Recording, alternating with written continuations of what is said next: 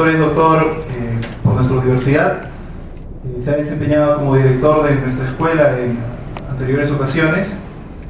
También ha sido director de la Dirección de Educación Superior del Ministerio de Educación. Y también ha sido asesor del Consejo Superior de Investigación de nuestra Casa de Estudios. Actualmente es profesor principal del Departamento de Filosofía por nuestra Casa de Estudios. Bien, el tema de hoy va a estar acerca del filósofo Hans Georg Gadamer. El nombre de la ponencia es Gadamer y la interculturalidad. Bueno, le doy paso al profesor Zenón de Paz agradeciéndole su presencia. Vamos a tener 40 minutos de exposición y 20 de preguntas. Gracias, adelante.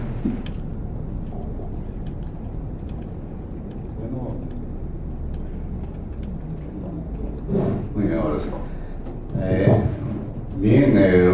Buenas tardes, gracias a todos ustedes por su presencia acá, por esta oportunidad de conversar sobre el tema propuesto. Gracias también a los compañeros del Centro de Estudiantes de Filosofía, ¿verdad?, que están promoviendo esta serie de conversaciones. Y como ya fue indicado, el encargo es proponer algunas referencias en torno a la hermenéutica y su vinculación con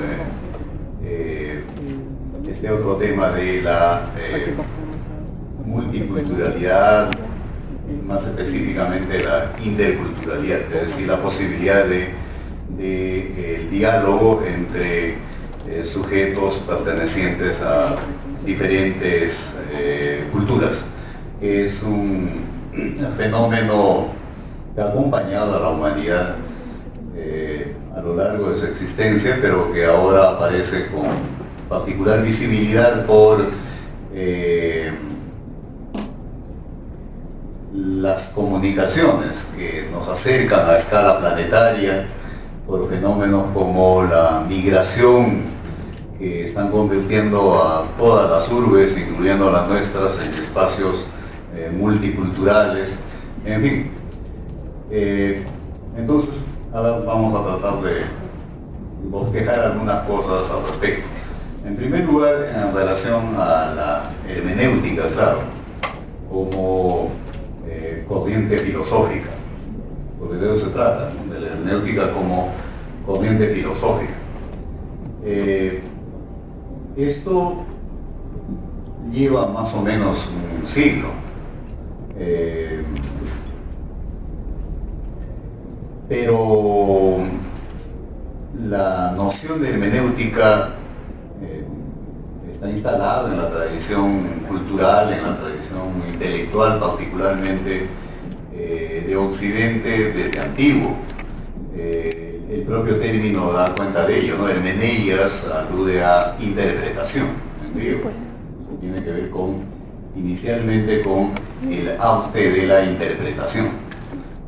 Un arte que se ejerce sobre algunos discursos en particular, los discursos relativos a lo sagrado, los discursos religiosos,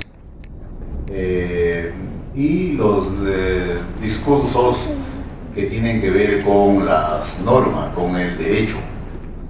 En el primer caso, es fácil de reconocer si hay algo característico de los discursos sobre lo sagrado, es que exigen interpretación, en ese caso visiblemente, ¿no? Y por si alguien no se percata de aquello, debemos recordar, por ejemplo, que Jesús, un personaje paradigmático en este ámbito, luego de cada relato suyo, luego de cada parábola, culminaba diciendo algo así como el que tenga oído para oír, oiga. Es decir, interpreten lo que he dicho, naturalmente, ¿no? Y si lo dicho requiere interpretación, si requiere un oído fino, es porque debemos tomar alguna distancia del sentido literal, claro. Se percibe entonces la necesidad de la interpretación en cuanto a discursos o a textos que tengan que ver con lo sagrado. Otro formato en el que habitualmente aparece el tema de lo sagrado es el de los relatos míticos, que podemos notarlo, también tienen como característica esta suerte de insondabilidad, si cabe el término, ¿no? Son insondables en cuanto a sus alcances. Ensayamos una interpretación, pero esto no cierra el universo de significados posibles. Siempre es posible ensayar otra interpretación y otra, como que no tuvieran fondo, ¿no? El propio lenguaje empleado da cuenta de ello. Por lo general son discursos que tienen un soporte metafórico, no pretenden la precisión, la exactitud, la claridad y distinción, como decía Descartes, del concepto y de los discursos que se articulan conceptualmente. Se trata de otro tipo de discurso. Pero el discurso o los discursos relativos al derecho, uno diría, pero ahí no hay la pretensión de exactitud. De hecho, en los orígenes de la filosofía ya hay una discusión al respecto sobre el orden, el nomos, a inicios incluso a escala cósmica, luego más centrado en el ámbito de lo humano, podría decirse las reglas deben ser lo más precisas posibles. Y claro, es una aspiración, ¿no? Pero como lo hace notar bien Aristóteles particularmente, que se ocupa de ello con detenimiento, hay en este ámbito de lo normativo, que tiene que ver con lo ético, por tanto, un elemento irreductible a cualquier procedimiento con aspiraciones a precisión, ¿no? La prudencia, ¿no? Entre la norma, que va siempre como en un formato universal, y el caso, que es siempre particular, o sea, entre lo universal y lo particular. En este caso, el paso no es deductivo, como se espera que sea el paso de toda proposición universal a alguna de tipo particular.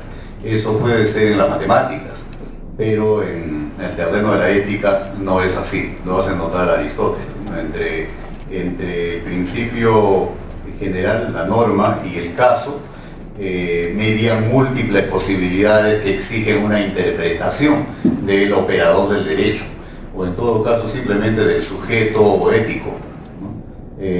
Porque tiene que tomar en cuenta agravantes, atenuantes, que nunca son los mismos. Eso aparece claramente en Aristóteles, ¿no? Y se puede notar a lo largo de la historia, aún en otros formatos, digamos el de la literatura. Estoy pensando en este personaje de Víctor Hugo en Los Miserables, el policía, ¿no? Que es alguien pegado a la letra, pegado a la norma. Al final la gente simpatiza con el fugitivo, como ocurría también en una serie a estas alturas retro en la televisión, no con el policía, sino con el fugitivo, porque se nota algo de inhumano, inhumano en el sentido de maquinal, ¿no? En el operador del derecho, que no toma en cuenta que entre la norma y el caso siempre hay un elemento de prudencia, de discrecionalidad, que no se puede aplicar literalmente, y que la aplicación literal tal vez más bien configura una situación de injusticia, ¿no? En fin, pero ese tema es antiguo. Entonces también se instaló en el ámbito del derecho, en el de la ética, la necesidad de ejercer el arte de la interpretación, es decir, la hermenéutica. Pero como sabemos, sobre todo a partir de Platón, la versión platónica de la figura de Sócrates, como que ganó terreno la noción de concepto, ¿no? Al que va aparejada esta búsqueda de precisión, ¿no? En la versión de Platón, Sócrates aparece discutiendo sobre conceptos, ¿no? ¿Qué es la justicia? ¿En qué consiste el bien, el valor, etcétera? Y en todos los casos uno nota un personaje que está buscando dar con la definición de estos conceptos, ¿no? Pues supone que por ahí se está partiendo del supuesto de que los conceptos tienen un sentido unívoco, que nosotros tengamos dificultades en dar con ese sentido. Ustedes saben, en la mirada de Platón tiene que ver con esta suerte de lastre que constituyen los sentidos, el mundo empírico, ¿no?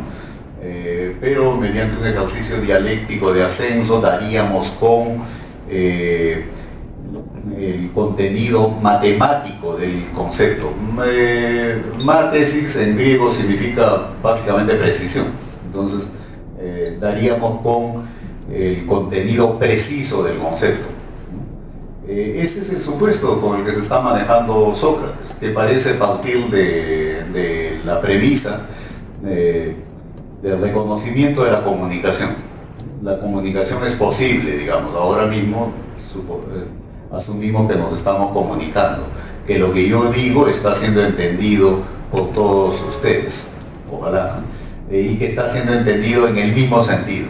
Es decir, que cuando yo pido una mesa y todos salen a buscar ese objeto, nadie me trae una silla, un sofá o un caballo, sino una mesa. Es decir, me han entendido, nos hemos entendido unívocamente. El concepto, entonces, claro, podríamos hacer el ejercicio acá, pero no vamos a invertir tiempo en ello, ¿no? ¿A qué ejercicio me refiero? A intentar ahora mismo definir lo que es una mesa. Si lo hiciéramos, vamos a notar que no es tan sencillo.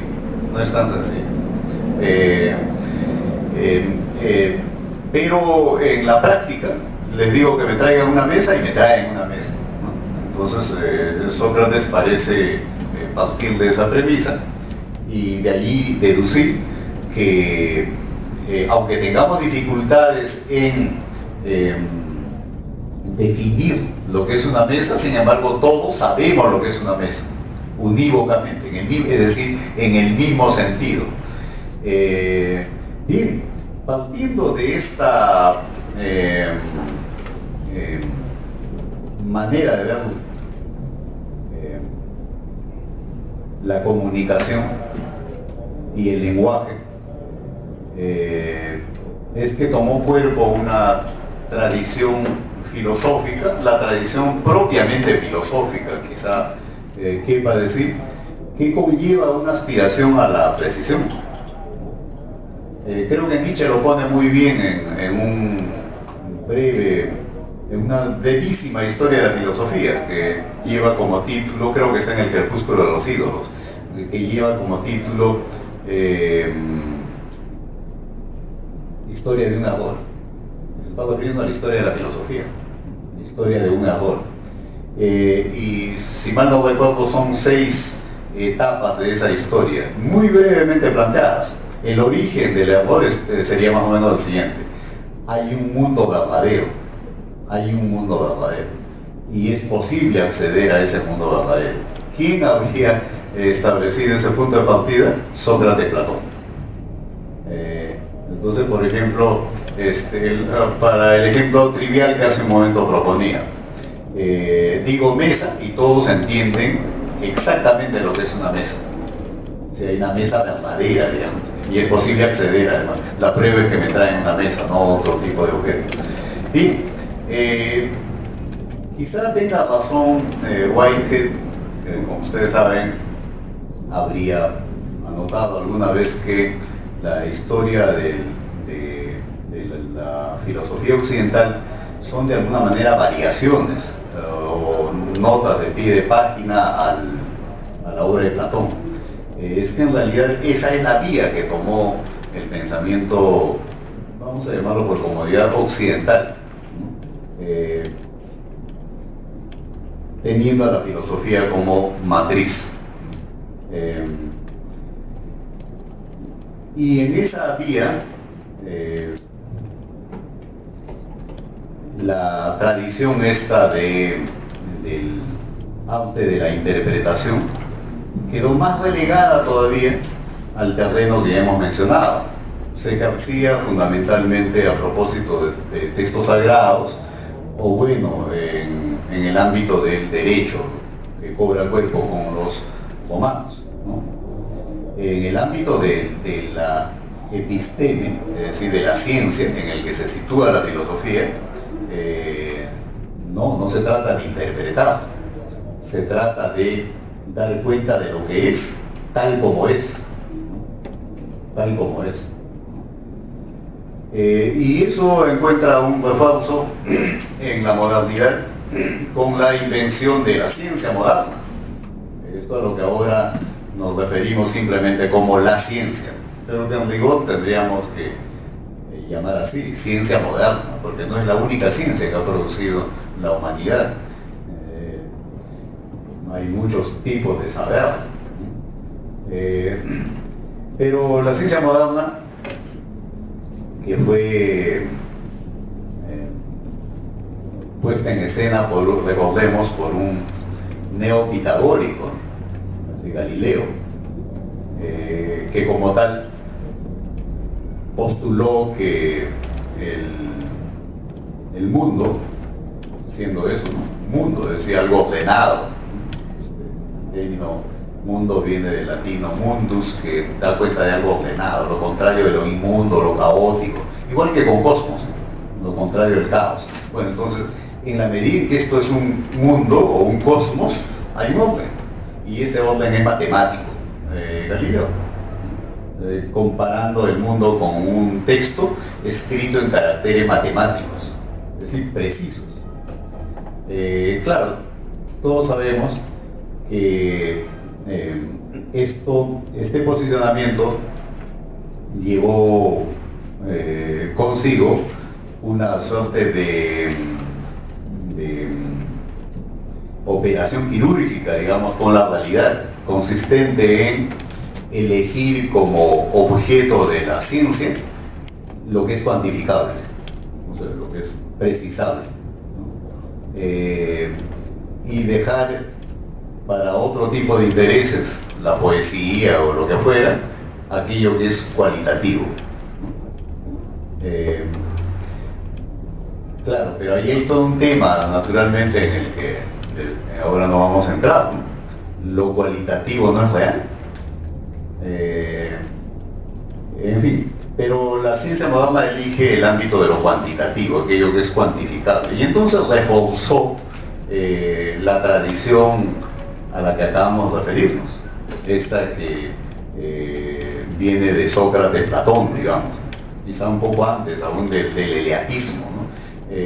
Ortega y Gasset sostiene que en realidad esto que llamamos ahora Occidente siguió la ruta del eleatismo, no la de Heráclito, que reconoce la contradicción, el devenir, el movimiento, el cambio, la multiplicidad, la diversidad, ¿no? Habría seguido la ruta del eleatismo, que más bien elige lo que es fijo, precisable, y que la ciencia moderna justamente lo habría reinstalado con fuerza, en la medida en que remite el mundo de lo cambiante, cualitativo, móvil, etc., a esto que Hegel llama el tranquilo reino de las leyes, es decir, de constantes matemáticas.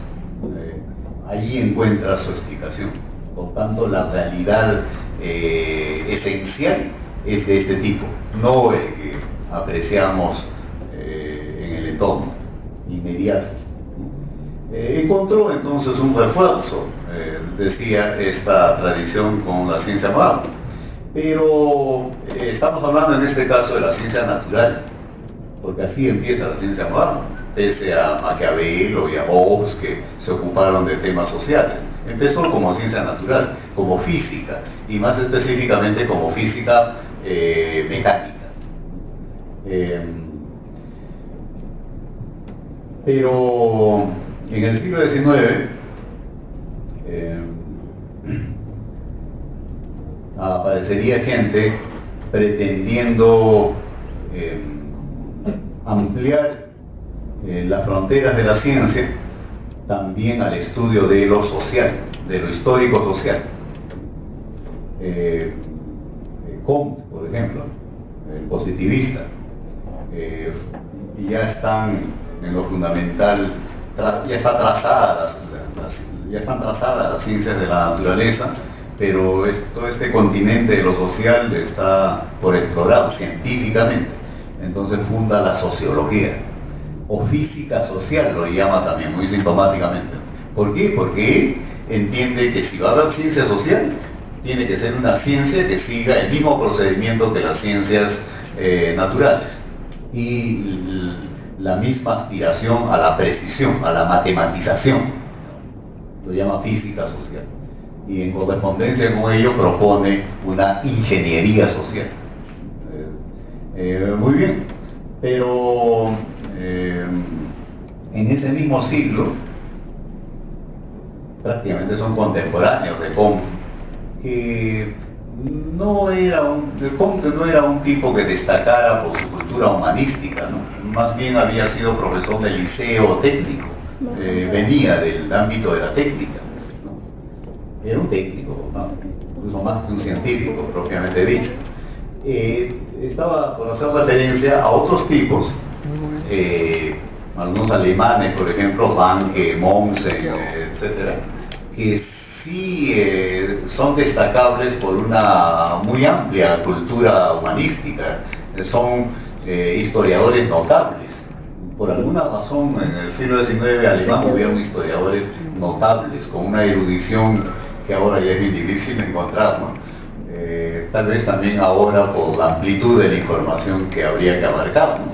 Pero tienen una notable erudición histórica, y quizá por ello es que ven con desconfianza propuestas como las de Comte. Si están de acuerdo en que debe haber un abordaje científico de lo social, claro, pero retrotraen ese proyecto otra vez al punto en el que se bifurca en la antigüedad, o sea, lo retrotraen a Aristóteles, que dijo algo que es fundamental en términos metodológicos, ¿no? Que el método, que es camino en griego, lo decide el objeto, es decir, la meta, ¿no? No tomo el mismo camino para ir a Huancayo que para ir a Pisco, eso lo entendemos todos, es evidente, ¿no? Entonces, el objeto de atención, el objeto de estudio, la meta de mi conocimiento, eso es lo que decide el método. Y entonces, ¿a qué viene esto? A que después Dilthey, que también hace parte de estos historiadores notables y filósofo además, lo pondría del siguiente modo. Si hacer ciencia es hacer justicia al objeto de estudio en lo que tiene de esencial, entonces habría que empezar por notar que si hay algo de esencial en la naturaleza, al menos él piensa así, ¿no?, es su comportamiento constante. El sol siempre sale por allá y se pone por acá, no ocurre lo contrario, por lo menos hasta ahora no. Siempre que suelto algo cae con una determinada aceleración, lo que notó Galileo. Hay un comportamiento constante en la naturaleza. Entonces no tiene nada de raro que las ciencias naturales efectivamente se traduzcan en constante matemática o en fórmulas, porque el comportamiento de la naturaleza es constante. Pero en la historia ocurre todo lo contrario. Si hay algo que es esencial a lo histórico, a los fenómenos catalogables como históricos, es su singularidad. digamos, su irrepetibilidad. Sea la historia personal, este momento no se repite, o sea la historia de las instituciones o las historias de mayor alcance. Marx, que simpatizaba con el modo de entender la ciencia de Comte, llega a decir en el famoso prólogo a la crítica de la economía política del año 59 que, de acuerdo a su propuesta, la historia se puede estudiar con igual grado de precisión que las ciencias naturales. Bueno, Marx, que simpatizaba que estaba influido en buena medida por el positivismo, era lo suficientemente lúcido para percatarse de este otro aspecto. Y entonces, por ejemplo, en un texto que es como un modelo de análisis de coyuntura, que es el 18 Brumario de Luis Napoleón Bonaparte, ¿no? Dice eso que es famoso, que la historia nunca se repite, y que cuando parece repetirse, aludiendo al Napoleón I, al grande, ¿no? Y a este otro que fue como una mala copia, ¿no? Cuando parece repetirse, lo que una vez fue drama termina siendo una farsa. No se sabe que la historia no se repite, que cada acontecimiento es singular. Entonces, a partir de ese reconocimiento, esta gente, incluyendo a Dilthey, reclamó una crítica de la razón histórica, Es decir, dijeron algo así como que la crítica de la razón pura ensayada por Kant ha fundamentado las ciencias naturales, no ha fundamentado las ciencias en general, sino las ciencias naturales. Pero queda por fundamentar estas nuevas ciencias en cuya construcción ellos están embarcados, las ciencias de lo humano. Y por eso es que Dilthey distingue ya dos tipos de ciencias: ciencias explicativas, las ciencias naturales, que subsumen lo particular en leyes generales, y las ciencias comprensivas, que serían lo que él llama ciencias del espíritu, nosotros llamamos ciencias sociales, ¿no? Que más bien tienden a dar cuenta de lo singular en su singularidad, digamos. Eso sería la distinción básica operada por Dilthey. Y entonces, él mismo reintroduce para estas últimas ciencias esta noción que había quedado relegada en los inicios de la hermenéutica como arte, no como filosofía, la noción de interpretación. Esto que él ha llamado comprensión, que sería lo que deben hacer las ciencias sociales o las ciencias del espíritu, equivale a un proceso de interpretación. ¿Y por qué interpretación? Por una razón muy sencilla, que justamente una crítica de la razón histórica tendría que poner entre sus principios, ¿no? Inevitablemente estamos situados en algún punto de la historia. O sea, a diferencia de lo que nos ocurre frente a la naturaleza, bueno, él pensaba eso. Habrá que ver si ahora se puede mantener ese mismo punto de vista. Pero digamos, lo que él pensaba es que frente a la naturaleza estamos en la posición de un observador externo. Frente a la historia, imposible. Objetivamente, es decir, desde ningún punto de vista, algo así como el ojo de Dios, ¿no? Que lo ve todo completamente. Pero el ojo humano es perspectivista, no es divino. O sea, yo veo sus rostros, no puedo ver sus nucas. En cambio, los que están ahí al fondo ven muchas nucas, depende del punto de vista. Entonces, el punto de la historia en el que estamos no nos provee inevitablemente una perspectiva desde la que estamos interpretando la historia. Bueno, ellos dicen que sí. Ya ahí hay una razón básica por la que el concepto de interpretación se reinstala. Se entiende por eso cómo es que Mariátegui, que ha ido a Europa, se ha empapado de esta discusión, en fin, viene acá y pone a su texto mayor 7 ensayos de interpretación de la realidad peruana. Son ensayos. O sea, algo así como hojas de ruta, mapas provisionales de interpretación,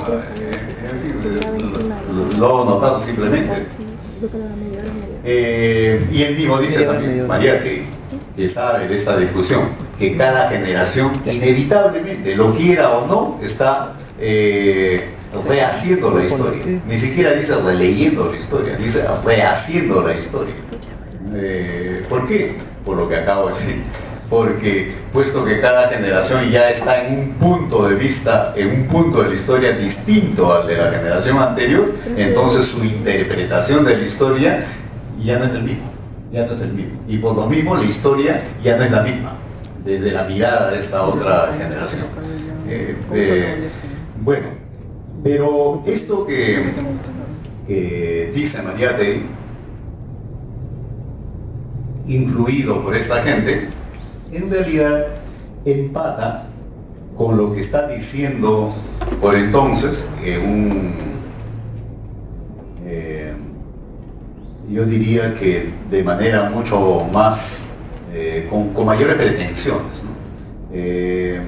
Por ejemplo, Martin Heidegger. ¿En qué sentido? Heidegger ensaya una ontología de la experiencia humana, o sea, va directo a la ontología, al ser, digamos, allí deudó, además, como es de la fenomenología husserliana, su proyecto es algo así como una descripción de la experiencia, una descripción rigurosa de la experiencia. Lo paradójico es que esa descripción rigurosa, que debería llevar pues a dar cuenta de lo que es tal como es, en realidad le da un pie mucho mayor al concepto de interpretación. ¿Cómo? Rápidamente, del siguiente modo. Si hay que describir la experiencia nuestra, y sobre todo si es que hay que describir al que efectúa esta experiencia, ¿cómo lo llamamos? Ustedes sabrán, Heidegger elige llamarnos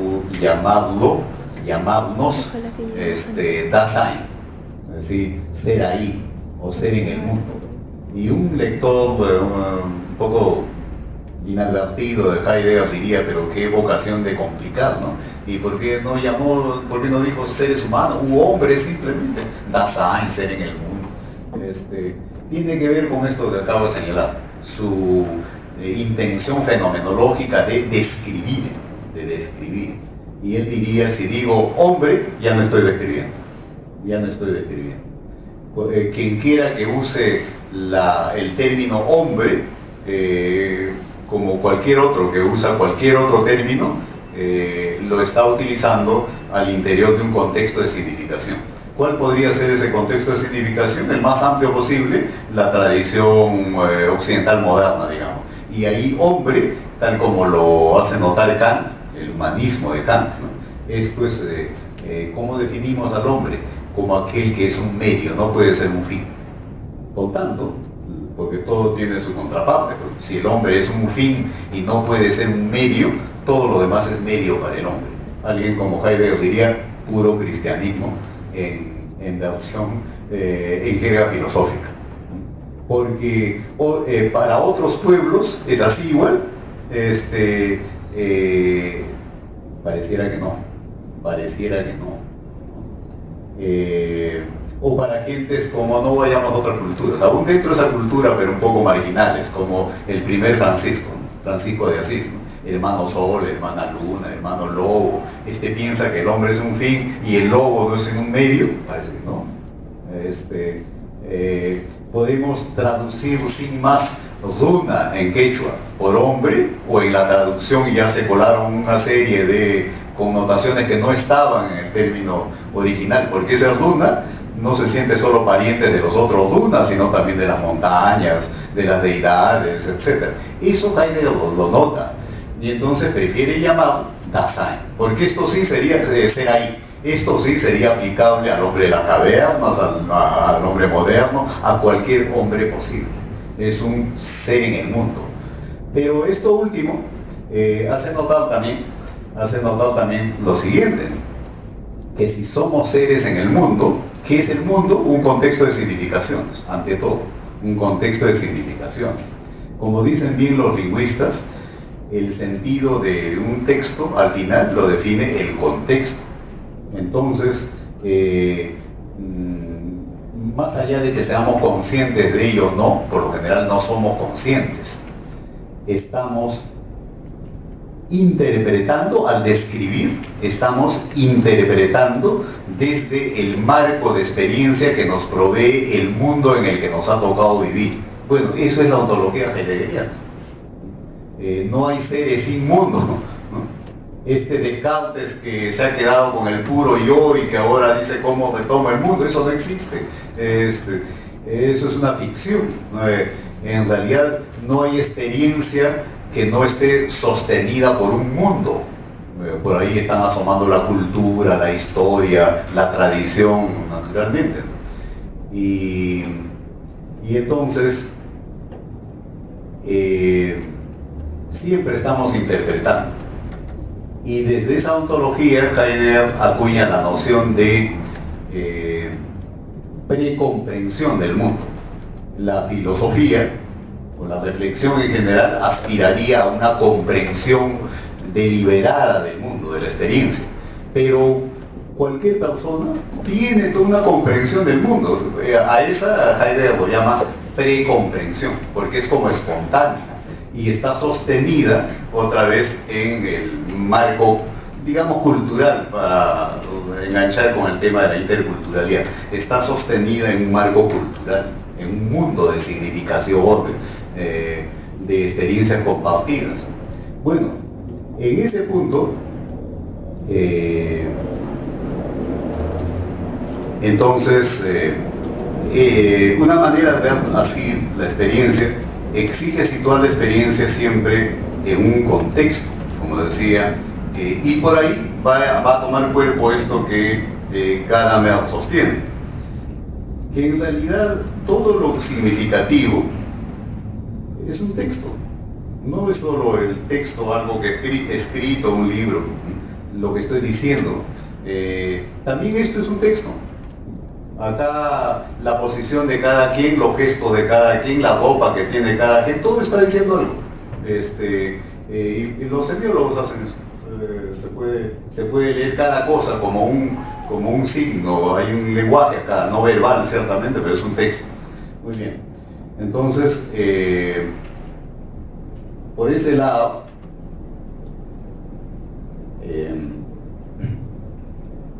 todo es un texto. Todo tiene la condición de un texto. Y ocurre que los textos son pasibles de interpretación. Entender el sentido de un texto equivale, en rigor, a interpretarlo. Claro, salvo que tengamos textos artificialmente construidos y con una voluntad ex profeso de que cada signo ahí no tenga sino un significado. Los lenguajes artificiales, digamos el de la matemática o el de la lógica. Claro, pero ahí hay un problema que Husserl planteó muy bien. Para ingresar a esos textos, antes los pies estuvieron puestos en algún texto que no era de esa naturaleza, es decir, no son textos que se autosostenidos. Bien, pero las demás experiencias, teniendo un carácter textual, siempre están remitiendo a un contexto. Entonces, en contextos diferentes habrían pues como significaciones diferentes. Por ahí asoma el problema de la interculturalidad, o digamos, asoma la interculturalidad como un problema, como proviniendo de contextos diferentes puede ser posible el diálogo.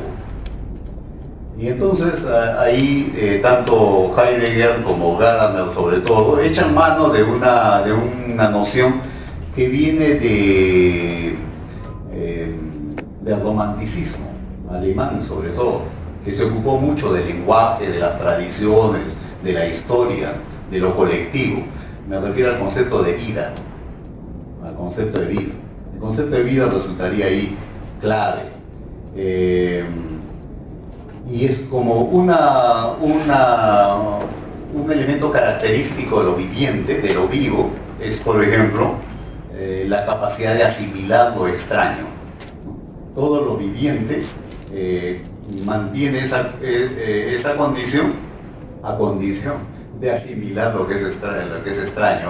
Seguramente en algún momento todos nosotros nos hemos servido algo antes de venir por acá, y eso en este mismo momento se está convirtiendo en nuestra sangre, en nuestro tejido. O sea, lo que era extraño se está siendo asimilado. Eso es característico de lo viviente, ¿no? También de las culturas. O sea, las culturas no son estáticas. Es interesante, voy terminando por acá, para conversarlo. Mariátegui tiene un artículo en el que, discutiendo con Luis Alberto Sánchez, trata de esto, del conflicto entre la tradición, que él juzga como algo viviente, cambiante, que va asimilando nuevos contenidos, etc., y el tradicionalismo, que es lo que quiere inmovilizar la tradición. Y él dice que en realidad los que prolongan la tradición son los que la renuevan, no los que la quieren mantener fija. Es interesante que diga eso un marxista, ¿no? Yo me acuerdo todavía que no hace mucho, bueno, en una mirada como más, ya uno con el tiempo va aprendiendo a extender la mirada más allá del día, del mes o del año, ¿no? A décadas por lo menos, ¿no? En esa mirada no es nada, pues era ayer, ¿no? Cuando había fuerte presencia del discurso marxista acá, revisionista era un insulto, una mala palabra, una descalificación. Había que mantener en su pureza absoluta el discurso, etc. Mariátegui está diciendo todo lo contrario. Lo dice en esa perspectiva. Y hace un rato he citado el título de su texto, ¿no? Ensayos de interpretación de la realidad peruana. Bueno, la vida sería un permanente ensayo, un ensayo de interpretación. Y además la vida se proyecta, también se prolonga mediante una estrategia, la diversificación. La vida es diversa, va por el lado de la diferencia o no va, ¿no? Y entonces la fundamentación, digamos, de la posibilidad de la interculturalidad, del discurso intercultural, que es todo un tema ahora, ¿no? También en la reflexión filosófica, en la epistemología, por ejemplo, ¿no? Toma formatos como el de la conmensurabilidad de paradigmas o no, o la inconmensurabilidad.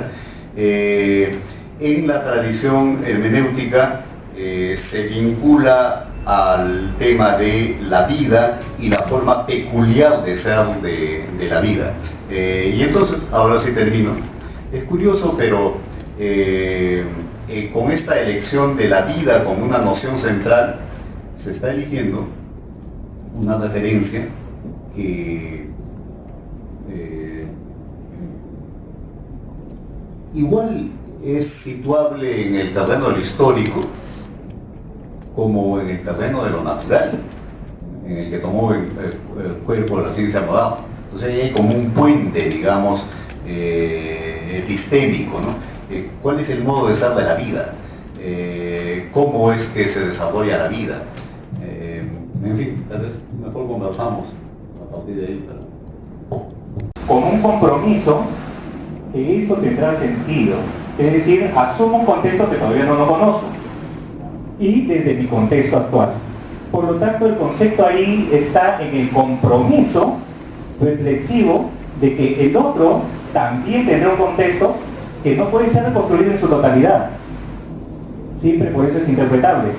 Pero que yo de alguna manera me comprometo a asumir como que será completo, aun cuando no lo podré ver jamás en su completo. El concepto de vida es justamente lo contrario, porque como bien ha señalado, el concepto de vida presupone que desde un conjunto ordenado, que es aquello que está vivo, usted ha señalado las personas, por ejemplo, hacia aquello que está desordenado afuera, digamos lo que vamos a comer, Pero podríamos pensar mejor, para no ser algo tan gastronómico, una célula y un medio ambiente. La célula está ordenada, el medio ambiente no. Desde el medio ambiente hay un desorden que pasa a ser orden interno a través de un proceso de las mismas células que pretenden ordenar lo externo. Pero eso de allá afuera no precisa ser a su vez orden. No precisa. Más aún, ahí está lo extraordinario. Puede ser completamente desorden y eso es lo extraordinario en la vida. Porque si no fuera presupuesto, así como estoy diciendo yo, entonces jamás se explicaría cómo en un momento no hubo vida y posteriormente hubo vida. Si la vida tiene sentido, también tiene sentido su origen. En un momento no hubo vida, es decir, hubo desorden, y a partir de ese desorden, un cierto desorden en realidad es la vida, bueno, es otra cosa, se formó la vida. La vida presupone un contexto ordenado, que es el de la misma vida, y un no contexto afuera. Mientras que el caso de Gadamer, con la lingüisticidad, la interpretación y la interpretación histórica y todo, y la comprensión, presupone dos contextos ordenados. Estamos hablando de dos conceptos que no pueden conjugarse. Por lo tanto, no precisan de la misma hermenéutica. Ahí hay dos hermenéuticas en el. A ver, yo creo que una pregunta más para...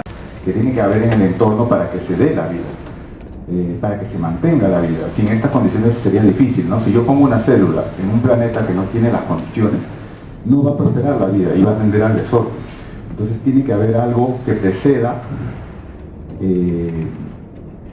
digamos que preceda ese orden, de alguna manera, o sea, un condicionante. Siempre tiene que haber condicionantes que se relacionan a eventos, ¿no? Si no, no se darían los eventos. No, eso es todo. Creo que te vi pasar en algún momento, antes había hecho mención a este antiguo tema pitagoriano, pero ni siquiera es pitagoriano, por ahí quizá podemos encontrar algo universal, efectivamente. Quizá es estructural a la experiencia humana. Esto que Heidegger hace notar, somos seres en el mundo, es decir, en un contexto ordenado, seres en el cosmos, no en el caos, seres en el mundo, no en algo desordenado, inmundo, caótico, ¿no? En realidad pareciera que en general, hasta donde alcanza mi información, esto es así, ¿no? Los seres humanos, no importa en qué cultura toma cuerpo su experiencia, pero presumen que esta experiencia discurre en un ámbito ordenado.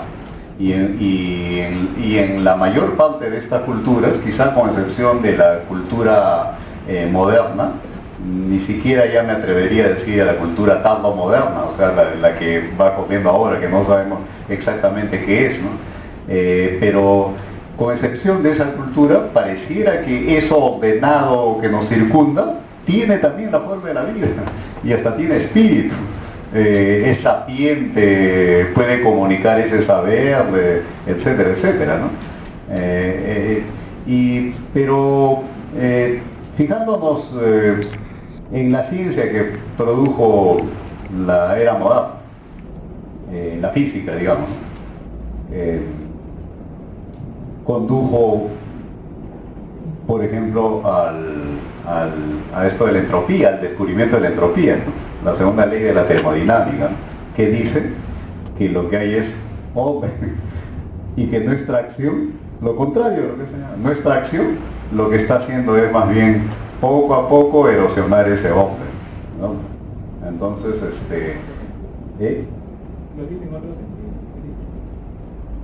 bueno, tendríamos ya que entrar a mayores precisiones de qué estamos entendiendo por orden. En este caso, básicamente, lo que yo creo, lo que preguntó la primera persona por allá, si hay algo así como correlaciones, una cierta, digamos, una topología, si se trata del escenario en el que nos movemos, ¿no? O una teleología del orden de sucesión de las cosas, o un orden valorativo. Entonces allá hacían mención a si estas oposiciones arriba, abajo, derecha, izquierda, frente, detrás, etcétera, parece que eso es básico, pues, es básico en la experiencia humana. Y hablo de la experiencia humana, pues a la que tenemos acceso, ¿no? Habrá que ver si también la de otros seres vivientes, sospecho que sí, ¿no? Y en la historia de la filosofía tenemos a Spinoza, que dice algo básico, pero potente, como suelen ser las cosas básicas, ¿no? Toda afirmación es una negación. Es decir, cuando digo abajo, por oposición estoy aludiendo a arriba. Cuando digo salud, por oposición estoy aludiendo a la enfermedad. Y así con todo otro concepto. Entonces, parece que es algo así como un orden básico. Ahora, en cuanto a que hay algo así como un reconocimiento de la contradicción, o simplemente la contradicción está instalada en el núcleo de la hermenéutica, sí, claro, sí, pero yo lo diría en otro sentido, no necesariamente contradictorio con el que estás explorando, sino quizá complementario, por el lado del reconocimiento del carácter complejo, contradictorio de la experiencia. Digamos que la hermenéutica por ahí enlaza con el viejo Heráclito. Creo que antes de que llegara también algo dije en relación a que según un conjunto de gente que vale la pena atender, quizá lo fundamental de la tradición occidental no viene de Heráclito, sino de los eleatas. Y entonces estos que buscan lo fijo, lo constante, lo claramente delimitable. Como sabemos, Heráclito iba en otra dirección, quizá más cercana a la de otras culturas.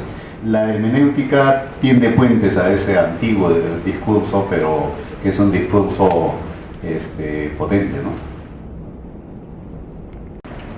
Toda vez que hay interpretación se parte de un contexto que no solamente es ordenado, sino que un contexto tiene otras cualidades además, hacia otro contexto que es presupuesto. Inevitablemente, para que exista la interpretación, de alguna forma estos contextos no pueden ser subsumidos completamente uno en el otro, porque si fuera completamente subsumido, entonces ya no habría nada que interpretar y la siguiente generación no tendría nada que interpretar. Por lo tanto, existe siempre un elemento irreductible entre el contexto que interpreta y el de interpretación. Pero ambos tienen algo en común, lo voy a decir con más fuerza, los dos son contextos. En el caso de la vida como concepto, digamos, de analogía para extender la interpretación de Gadamer, por ejemplo, no existe esa posibilidad, porque mientras que la vida o el ser vivo sí es un contexto, aquello que está afuera, por más que tenga cierto orden, como bien ha sido señalado, es un medio ambiente, no es pues también otro ser vivo. Es decir, no existe la misma analogía, ¿no? Mientras que uno es contexto y espera del otro que también lo sea, y debe serlo porque si no, no es posible interpretación, porque se interpreta a otros que en la historia también son personas y son iguales en ese sentido, no es lo mismo que la vida se compare con el medio ambiente de la vida. Si se pudiera comparar la vida y decir que es un concepto del mismo tipo que el medio ambiente de la vida, entonces ¿para qué hemos creado el otro concepto? No tendría mucho sentido. Obviamente se trata de dos estrategias de pensamiento diferentes. Yo no digo que no sean desarrollarse desde un punto de vista interpretativo. Claro que se puede, pero no puede ser, lo que digo yo es que no es una mera generalización. Lo que ha hecho Gadamer, donde sí está claramente que hay dos contextos bien claros, y la agregación de este concepto de la vida, donde habría un contexto bien determinado y el otro, en relación al primero, repito, en relación al primero, el otro no es ordenado, porque el otro no es vida para el primero. En cambio, cuando yo interpreto la historia del otro, los otros son tan humanos como yo. Hay claramente un salto conceptual. En realidad, me gusta que cada quien tenga su propio amor a la verdad y quiera buscarla, pero creo que ya se está volviendo más un debate que otra cosa. Yo tenía más bien unas preguntas. ¿Por qué debemos presuponer un orden? Necesariamente un orden. siendo el mundo conociéndose tan simple y siendo nosotros seres tan complejos, quizás es por eso que nosotros descomponemos las cosas y le vemos como algo más. Y también una pregunta que hizo el panelista: ¿cuál es el modo de ser de la vida? Dentro de un contexto de orden también podremos ahí generar todavía más preguntas. Y ¿realmente lo viviente asimila lo extraño? Serían 3 preguntas. Muchas gracias. Estas reconstrucciones, porque son eso, ¿no? del universo en expansión, que si pueden establecer analogías con algunas estructuras, por ejemplo la del cerebro, podrían ser, pero no solo con ella, ¿no? En todo caso hay un desarrollo notable de las matemáticas, por ejemplo, por el lado de los fractales, en fin, que descubren algo así como constantes en términos de órdenes, de estructuras, ¿no? Que tienden a repetirse, tanto en el macrocosmos, digamos, como en el microcosmos. Eso es interesante, ¿no?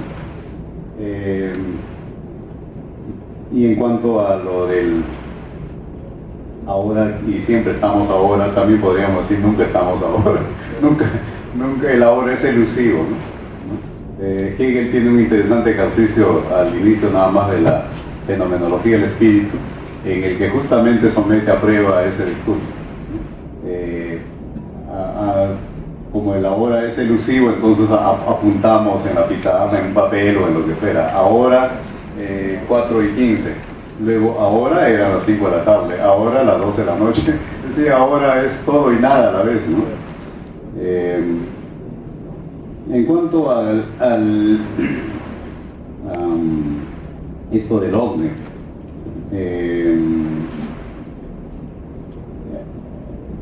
lo que yo noto que está funcionando como una premisa en lo que dices, José Luis, es la idea, es que estás, digamos, circunscribiendo la noción de vida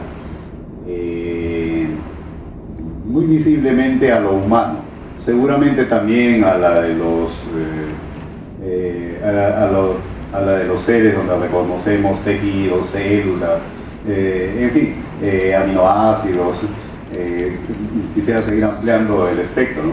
Pero también muy visiblemente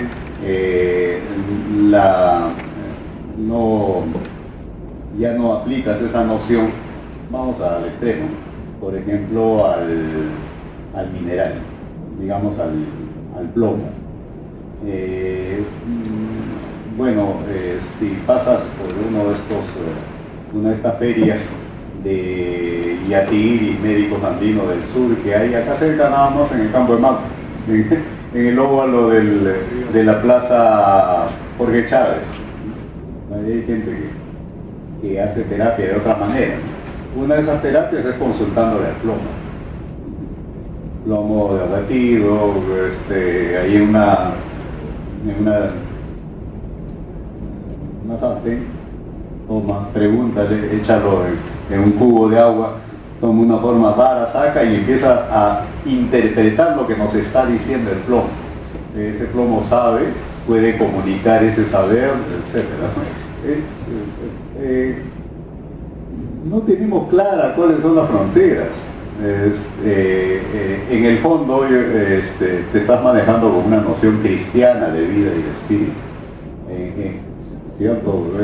Pero te acabo de decir, de darle referencia a una cultura no cristiana, por lo menos originalmente, donde algo tan inerte como el plomo puede saber y puede comunicar ese saber, puede dialogar. Pero Heráclito era eso, diálogo es el logos, día es circular. Entonces el logos que está circulando. En este caso, entre el yatiri, el paciente y el plomo, el logos está circulando también, o sea, hay un diálogo ahí. ¿Sí? Pero los románticos, hice mención a los románticos alemanes, de los que bebieron Hegel y luego varios otros que he mencionado, ellos le encontraban espiritualidad a la naturaleza. Es fácil, ¿no? Pongan ahí pintura romántica en el buscador, la prueba, ¿no? Y salen todos estos pintores románticos a ver si no encuentran un temperamento en el paisaje. Pues el paisaje tiene temperamento. Los pintores románticos, los músicos románticos tuvieron la virtud de atrapar la personalidad del paisaje. Nosotros, como bien dice Heidegger,